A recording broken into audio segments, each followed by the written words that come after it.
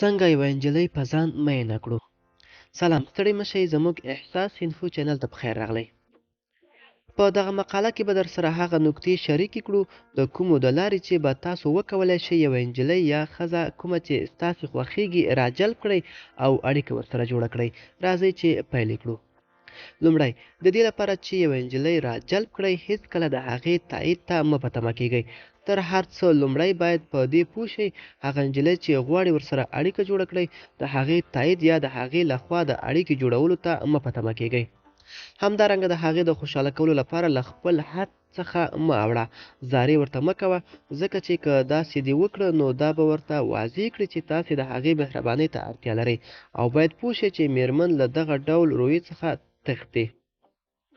دویم، وخانده. کله چې غواړئ یوه میرمن پر ځان میینه کړئ نو د ورنږدې کېدو په وخت کې پر شونډو موسکا راوله. که څه هم ځان ته وي یا له نورو خلکو سره په کوڅه کې وي، صنف کې یا په ټرانسپورټیشن کې وي، فرق نه کوي. په خندا سره مثبت احساسات انتقالیږي، متقابل عکس العمل لپاره فضا برابریږي. خو که چیرته په داسې حال کې ورنږدې کیږي چې خفه یا ستومانه ښکاري نو په دې سره تاسې منفي احساسات انتقالوئ.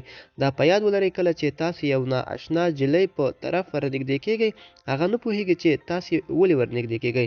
هغه باید په لومړیو کې ستا د مخ اوضاع او حرکاتو څخه پوه شي چې ولې ورنږدې کیږئ. هغه نجلۍ چې تاسې غواړئ توجه یې جلب کړئ او خبرې ورسره وکړئ نو ورته وخانده، موسکا پر شونډو راوله. دریم، کله چې ورسره خبرې کوئ سترګو ته یې وګوره.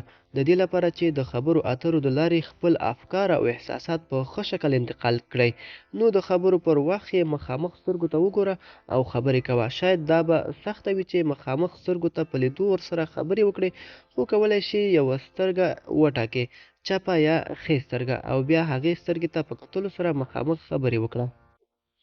څلورم، حالات رهبري کړه.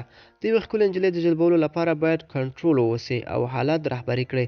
ستا د حالاتو رهبري کول او کنټرول نجونو ته جلب کوونکي دي، او که چیرته نجلۍ شرمېدونکې وي نو دا نکته به ډېره ګټوره وي. د میرمنو خوښیږي چې داسې نارینه ته تسلیم شي چې حالات په مکمل ډول مدیریت او رهبري کوي. د خبرو اترو مخکې وړ ستاسې کار دی.